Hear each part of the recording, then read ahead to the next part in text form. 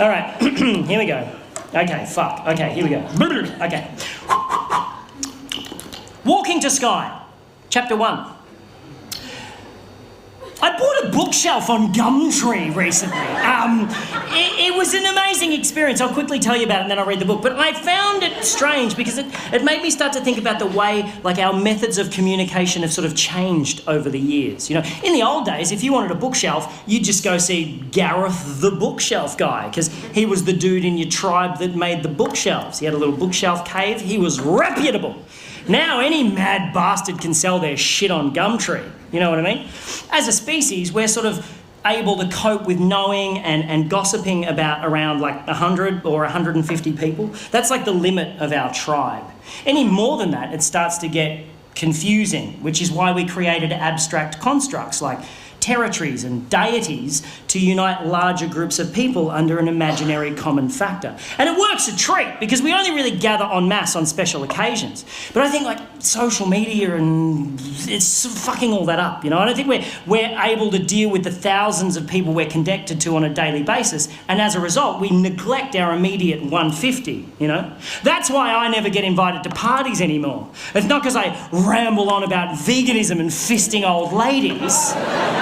It's because I'm not on Facebook and everybody just assumes you are. I am so behind on the births, deaths and marriages of my friends that I feel like the time traveller's wife every time I go to a party. I'm like, this is Tim, he's our son, he's 6 now. Fucking didn't even know you were pregnant. Anyway, and you know smartphones aren't that great. You know that, right? They're not that great. You don't need the internet in your pocket. You work at Coles, okay? You're not working for the president. You don't need it. You don't need that much information. And also, what was the point of developing opposable thumbs for you to take a photo of your head, post it on the internet, and then just stand by for validation? No one gives a fuck about your head. They'll only validate it in order to gain permission to post a photo of their own head on the internet and stand by for validation. The people who give a fuck about your head will at some point see it in real life. Fuck your head and the neck it rode in on. Your vanity is sucking up my bandwidth. Anyway, this is what's going through my head as I'm on Gumtree looking for a bookshelf, because you know when you put something in the search in Booktree, what the fuck? When you put something in the search on Gumtree, I'm having a stroke up here. Yeah, when you put something in the search, right, and like there's always a couple of things that come up in the list that are like the polar opposite of what you search for. I'm like, get out of my head, Gumtree algorithms, conspiracy. No, but seriously, you type it's like bookshelf and it's like bookshelf, bookshelf, bookshelf, gramophone, bookshelf, bookshelf, bookshelf, combine harvester. What the fuck? That's actually a pretty good price. Anyway, on this particular day, I found 2 bookshelves that worked for me in terms of cost and, more importantly, geographical convenience, because I'd be fucked if I'm driving to Broadmeadows to pick up a bookshelf, right? So I type in bookshelf and I see the 2 things and I'm like, okay, one seller is Kathy, the other is Morgan. I send them both the same text message. Hello, I saw your bookshelf on Gumtree. Is it still available? Kathy texts back straight away saying, sorry, it went this morning. That's cool, Kathy. I'm sorry I gave you an annoying voice in the retelling of this story. Morgan's response came through a couple of minutes later and simply read, it was my wife's bookshelf. How do you respond to that? Aside from the fact that it doesn't answer my fucking question, his use of past tense in that sentence unnerved me slightly. I'm like, oh, I should probably just find another bookshelf. And then I noticed he lived in the suburb next to me, so I replied, is it still available? He responded with the letter Y. Just a Y? Is he asking me why I want to know if it's still available? Or is it a Y for yes, and he's so in the throes of grief that he can't manage the E and the S? I assume it's a Y for yes, so I respond, cool, I'll take it. When's a good time to come and pick it up? No reply for 15 minutes. I'm like, oh, he's forgotten about me, fuck it, I'll find another bookshelf. And then when his reply actually does come through, I realise he spent those 15 minutes crafting his response because it's a fucking thesis. He must have felt so bad about only using a single consonant in his previous text that he just massively overcompensated with this one. Also, for some reason, felt that the use of punctuation entirely unnecessary. So it's just one obscenely long sentence which reads, "You must come and pick up now. I only have short time here at house and also it wide. So bring van or trailer and there stair. But I can help you carry downstairs. If you come park out front, walk up past ring bell and I will help you carry it to trailer or van. I only accept cash and if you do not come now, I will sell it someone else."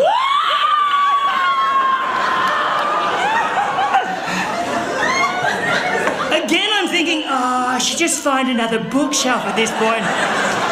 But now I am fascinated by Morgan and I simply must meet the man. So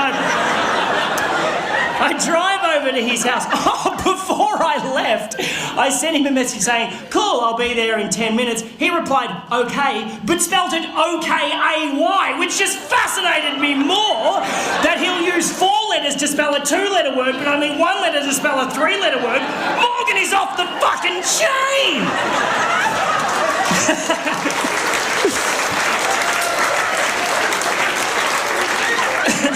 And as I'm driving over to his house, I'm trying to picture what he's going to be like, you know.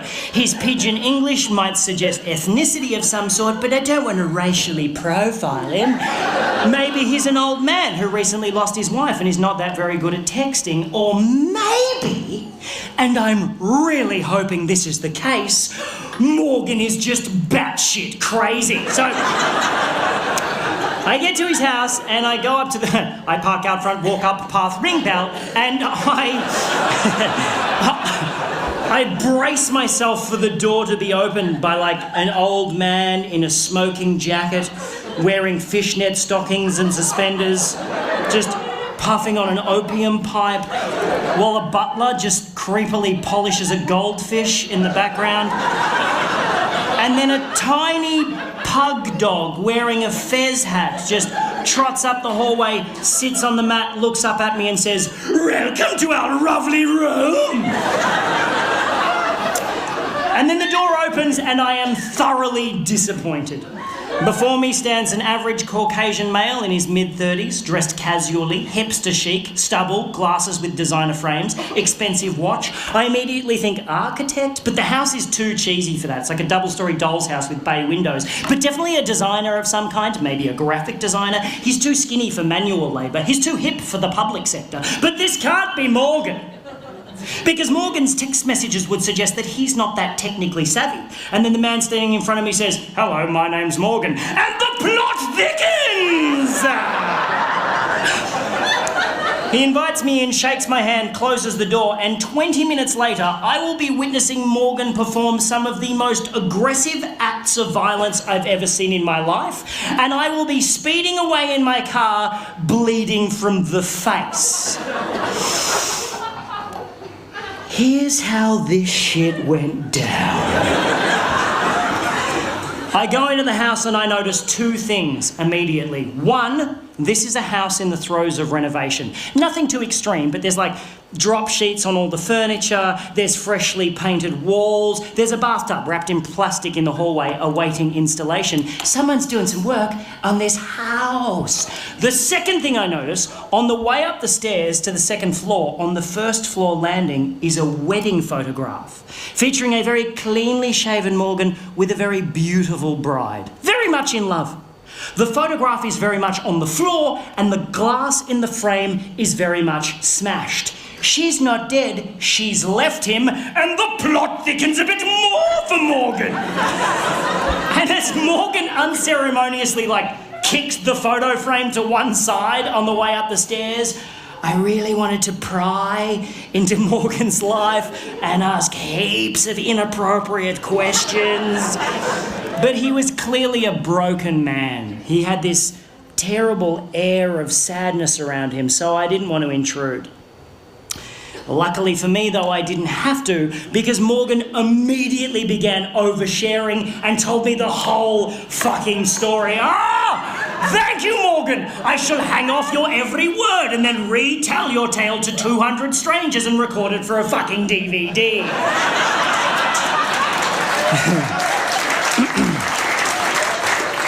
He is a graphic designer, yes, and he's really good at it. He does like massive rebranding campaigns for large corporations. He gets flown all over the world doing this shit, right? About 4 years ago, a woman hired Morgan to rebrand her florist business, and he did such a great job, she married him. And he thought everything was just fine, until about 3 months ago. Morgan had to do a presentation in Sydney, right? But he was on his way home from overseas and he got stuck in Dubai due to a flight cancellation. So rather than cancel the meeting, Morgan suggested to these businessmen in Sydney that they do a Skype chat because he's so technologically savvy despite his fucking baffling text message style. So Morgan checks into a hotel, cracks open his laptop and starts Skyping with this room full of businessmen in Sydney who are all watching Morgan on a massive screen on their boardroom wall, right? And everything's going great. Morgan is totally nailing it until about halfway through, he realises that a file he wants to show these dudes is on the desktop of his home computer back in his home office in Melbourne. And he decides to live share the desktop of his home computer on the Skype chat. He knows how to do that. He can control his computer remotely from anywhere in the world. It's not particularly new technology, but Morgan makes it sound so impressive. So this room full of businessmen are all watching keenly like, oh, Margaret, bring in some biscuits. There's some newfangled shit going on in here. As Morgan clicks a few buttons and brings up the desktop of his home computer on the Skype chat. Now, what Morgan doesn't realise is that his wife has been using the photo booth app on that particular computer to take pictures of herself. To take naked pictures of herself. To take naked pictures of herself doing some pretty fucked up shit. It's embarrassing to say the least. Just as Margaret came back in with the biscuits, I've got you the... Now, those of you who are familiar with the photo booth app will know that how it works is it accesses the built-in camera in your computer and with a click of a button takes a photo of you when you're standing in front of the screen. And if you know that, you'll also know that if you leave that application open, the camera also stays open, witnessing whatever may be happening in front of the computer in real time, such as your wife in your home office fucking your best mate.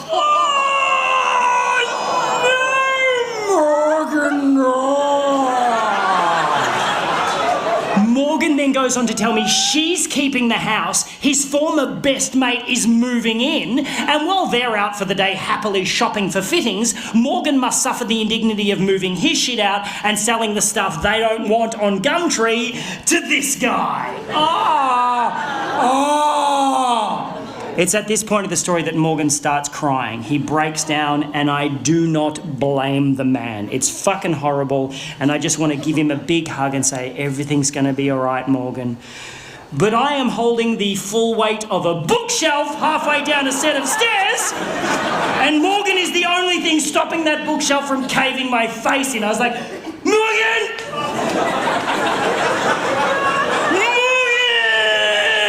And Morgan managed to pull himself together for about 8 seconds and then just went, bah, and let the bookshelf go. I fell backwards. It literally rolled over me and took out the light hanging above the staircase. I'm now lying on my back, getting showered in broken glass. As the bookshelf turned end over end, it just went thonk right through a freshly painted wall at the bottom of the stairs. I'm like,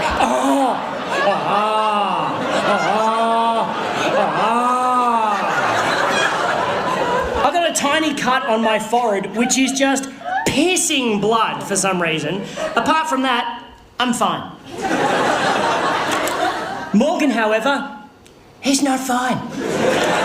Morgan is the opposite of fine.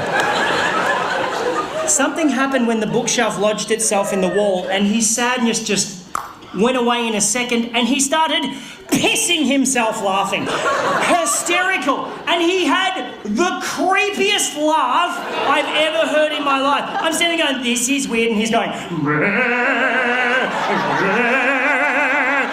like some sort of demonically possessed baritone kookaburra. It's like,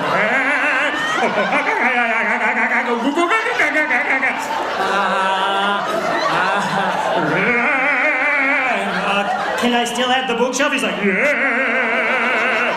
We extracted from the wall. The bookshelf, incidentally, showing no sign of having just rolled down a staircase and smashed through a wall. We carried it out to my car. We had to stop about 6 times because Morgan was like, hang on a minute. We got it to my car, put it on the trailer, and Morgan was in such a great mood, he let me have the bookshelf for free. Oh!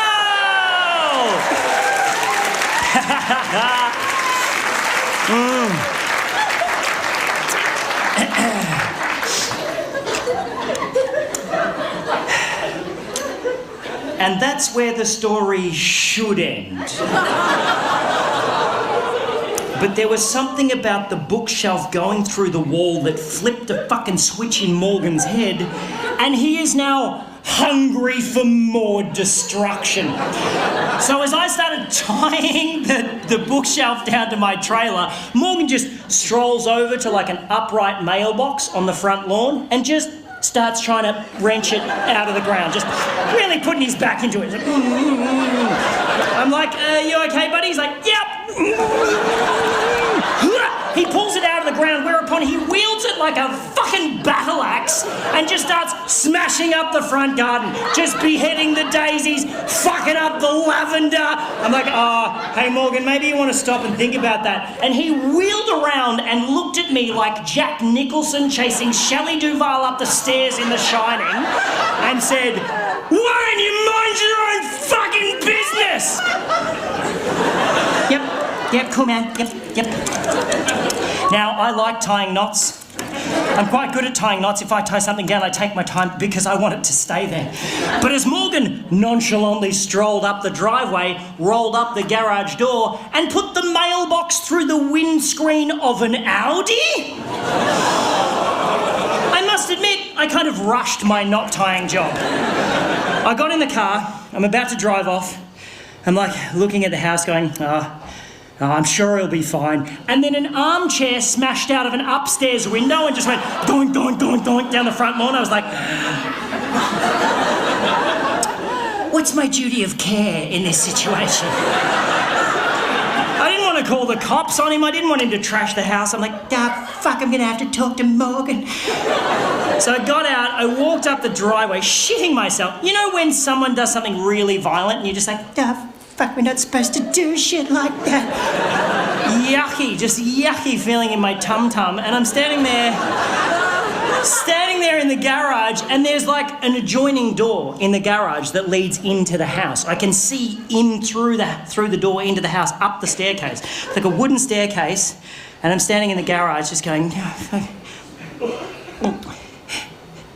Morgan! Like I was calling a cat for its dinner. Like, Morgan! Muggy, muggy, muggy, muggy, muggy! And then I notice a small trickle of water start to come from the top step. And then a little bit more water, and then quite a lot of water. Just pissing down the stairs like a shitty water feature. I'm like, that can't be right. And then Morgan appeared on the top step holding a hammer like this. Bah! I was like, whoa! He's like, bah! Starts running at me, wielding the hammer, going, bah! I'm like, oh no, man, I just wanted to buy a bookshelf. He's like, run straight past me. I'm like, where are you going? He's like, bah!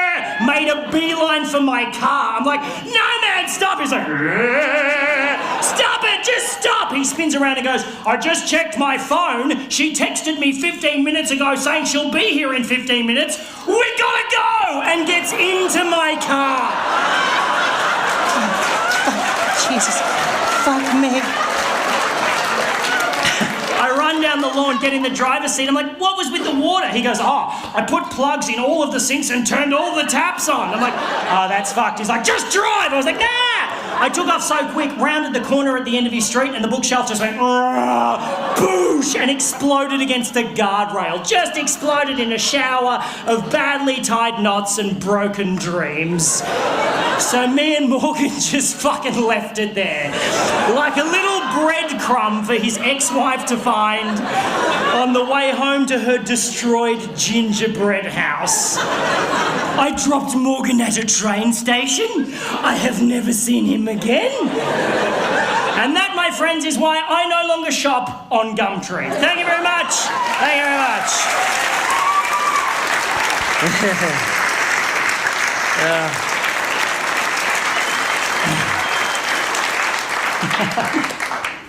Fuck. You know my favourite bit of that story? I just made it up. Yeah, it's not true. There is no Morgan. It's very unsatisfying, isn't it? But I saw him in my head. I saw Morgan in my head.